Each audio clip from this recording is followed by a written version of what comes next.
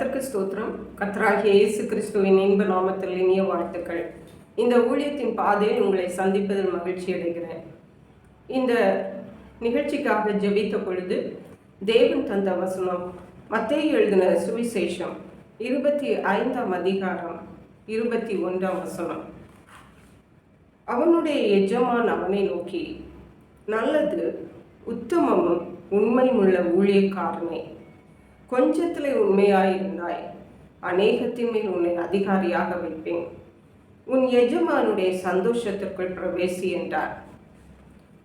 நம்முடைய கர்த்தராகிய இயேசு கிறிஸ்து நாம் அனைவரையும் அவருடைய ஊழியத்திற்கென்று அழைத்திருக்கிறார்.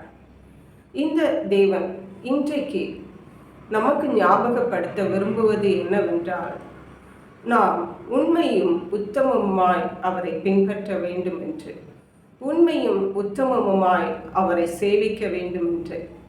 ஹல்லேலூயா. இந்த வசனம் நாம் யாவருக்கும் நன்றாக தெரிந்தது. அதாவது இந்த நிகழ்ச்சியிலே பேசப்படுகிற இந்த செய்தி எல்லா ஊழியர்களுக்கும், படித்தவர்கள், படிக்காதவர்கள், ஏழைகள், பணக்காரர்கள், வரம் பெற்றவர்கள், வரம் பெறாதவர்கள், ஆண்கள், ஆண் ஊழியர்கள், பெண் ஊழியர்கள், பெரிய முதிய ஊழியர்கள், இளம் ஊழியர்கள், எல்லா ஊழியர்களுக்கும் இது பொருந்தும். எந்த ஊழியர்களானாலும் தேவன் நம்மிடத்தில் எதிர்பார்ப்பது உண்மையும் உத்தமமும். நாம் ஊழியம் செய்து செய்து செய்து நம்மை மறந்து போகிறோம், நம்முடைய வாழ்வை மறந்து போகிறோம். அந்த ஊழியம், இந்த ஊழியம் என்று சொல்லி நம்மையே அர்ப்பணித்து விடுகிறோம். ஆனால் நம்மை பற்றி சிந்திக்கவோ, நம்முடைய வாழ்க்கை எப்படி இருக்கிறது, நம்முடைய தேவைகள் என்ன என்பதை நாம் சிந்திப்பதில் தவறி விடுகிறோம். ஆகவே தான் தேவன் இன்றைக்கு நம்மிடத்திலே நினைவுபடுத்த விரும்புவது உண்மையும் உத்தமமான காரியங்கள். உண்மையும் உத்தமமாய் நாம் தேவனுக்கு ஊழியம் செய்கிறவர்களாய், அவரை சேவிக்கிறவர்களாய் காணப்பட வேண்டும் என்பதையே தேவன் இன்றைக்கு நம்மை நினைவுபடுத்த விரும்புகிறார். இந்த வசனத்தில் சொல்லப்பட்டிருக்கிறது, கொஞ்சத்திலே உண்மையாக இருந்தார், நீ அநேகத்தின் மேல் அதிகாரியாக வைப்பேன் என்று.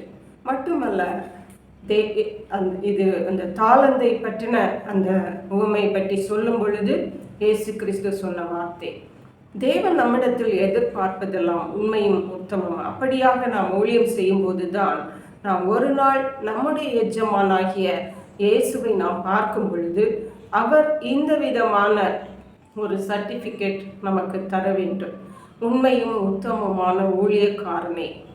இப்படிப்பட்ட குணங்கள் உள்ள ஊழியக்காரர்களாய் நாம் இருக்கும் பொழுதுதான் தேவனுடைய சந்தோஷத்துக்குள் நாம் பிரவேசிக்க முடியும். அதுதான் தேவன் நம்மை அழைத்ததின் நோக்கம், நம்மை பிரித்தெடுத்ததின் நோக்கம், நம்மை அவருடைய ஊழியத்திற்கென்று அழைத்ததின் நோக்கம். நாம் தேவனுடைய சந்தோஷத்திற்குள் பிரவேசிக்க வேண்டும் என்றால் உண்மையும் உத்தமமான ஒரு தேவனை பின்பற்றுதல் நம்ம காணப்பட வேண்டும். பரிசுத்த வேதாகமத்தில் பார்க்கும் பொழுது தேவனை உண்மை உத்தமமாய் பின்பற்றின தேவனுடைய பிள்ளைகள் அநேக பேர் இருக்கிறார்கள்.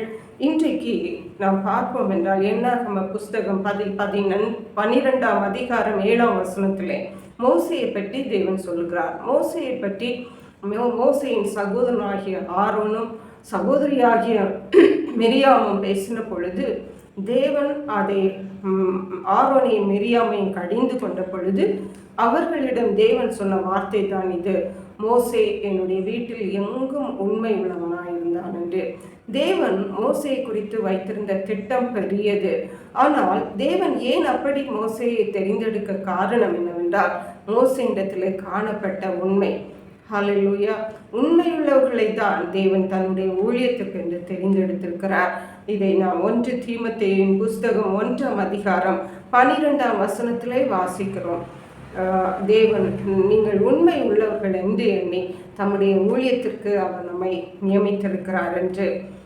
அடுத்தபடியாக பார்க்கும் பொழுது யோபுவின் புஸ்தகம் 1ஆம் அதிகாரம் 1ஆம் வசனத்திலே இங்கே யோபுடைய தனிப்பட்ட வாழ்க்கை குறித்ததான ஒரு சாட்சியை தேவனே சொல்லுகிறார். யோபு உத்தமமான ஒரு மனுஷன் என்று. யோபுடைய தனிப்பட்ட வாழ்க்கையிலே, குடும்ப வாழ்க்கையிலே ஒரு உத்தமம் காணப்பட்டது.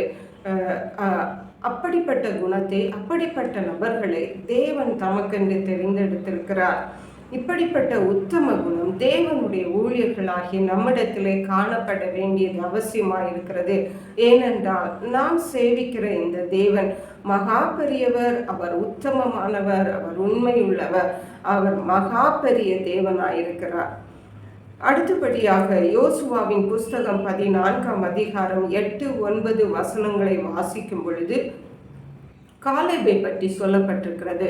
காலேப் தன் கானான் தேசத்தை வேவு பார்க்கும்படியாக மோசே அனுப்பின பொழுது காலேபும் அதில் இருந்தார். அந்த காலேப் வேவு பார்த்துவிட்டு திரும்ப வந்து ஒரு நல்ல வார்த்தைகளை அங்கே கொடுக்கிறதை பார்க்கிறோம். அப்படியாக தேவன் கொடுத்த அந்த சின்ன ஊழியத்திலே உத்தமமாய் இருந்தபடியினால் நீ கால் மிதிக்கும் தேசத்தை உனக்கு தருவேன் என்று அங்கே வாக்கு கொடுக்கப்பட்டிருக்கிறது. அருமையான தேவனுடைய ஊழியர்களே, இன்றைக்கு நாம் இந்த ஊழியத்தின் பாதையிலே எடுத்து வைத்த அடிகள் எல்லாம் நாம் இம்மையில் மட்டுமல்ல மறுமையிலும் தேவனுடைய சந்தோஷத்திற்குள் நாம் பிரவேசிப்பதற்காகவே. இம்மையிலே மட்டும் நாம் ஆசீர்வதிக்கப்பட்டவர்களாய் இருந்துவிட்டு மறுமையின் சந்தோஷங்களை நாம் இழந்தோமானால் தேவன் நம்மை அழைத்ததற்கும் நாம் தேவனை பின்பற்றினதற்கும் அர்த்தம் இல்லாமல் போய்விடும். ஆகவே இந்த உலக வாழ்க்கையிலே நாம் தேவனுக்கென்று ஊழியம் செய்கிறவர்களாய் இருக்கிற நாம் நம்முடைய தனிப்பட்ட வாழ்க்கை யோகனுடைய வாழ்க்கை போல ஒரு உத்தமமான ஒரு வாழ்க்கையாக காணப்படுகிறதா? நம்முடைய ஊழியத்தின் பாதை இந்த மோசேயை போல, இந்த காலேபை போல ஒரு உண்மையும் உத்தமமான ஊழியர்களாக நாம் காணப்படுகிறோமா என்பதை நம்மை நாமே அலசி பார்க்கிறவர்களாய் இருக்க வேண்டும். அதாவது நம்முடைய வாழ்க்கையை மற்றவர்கள் அல்ல, மற்றவர்களுடைய வாழ்க்கையை நாம் அல்ல, நம்முடைய வாழ்க்கையை நாமே அலசி பார்க்கிறவர்களாய் இருக்க வேண்டும். ஏனென்றால் நாம் தான் ஒரு நாள் தேவனை நாம் சந்திக்க போகிறோம். நாம் தான் ஃபேஸ் டு ஃபேஸ் தனியாக இயேசுவை நாம் சந்திப்போம். அப்பொழுது நான் உண்மையும் உத்தமமான ஊழியக்காரனே என் சந்தோஷத்திற்குள் பிரவேசி என்று தேவன் சொல்லுவாரா?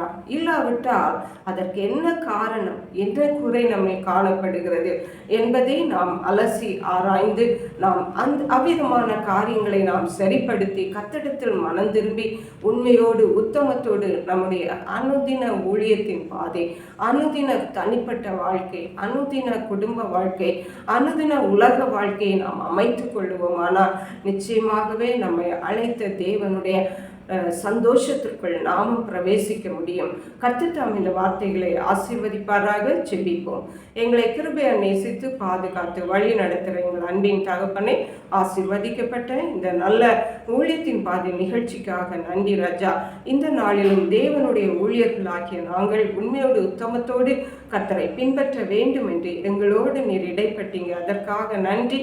அப்படிப்பட்ட கிருபைகளை ஒரு மோசையை போல, ஒரு காலேபை போல, ஒரு யோபுவை போல நாங்கள் உண்மையோடு உத்தமத்தோடு கர்த்தரை சேவிக்க பின்பற்ற எங்கள் ஒவ்வொருவருக்கும் கிருபை தந்து வழி நடத்த வேண்டுமாறு இயேசு கிறிஸ்துவின் இன்ப நாமத்தில் ஜெபிக்கிறோம் எங்கள் அன்புள்ள பரமபிதாவே. ஆமென்.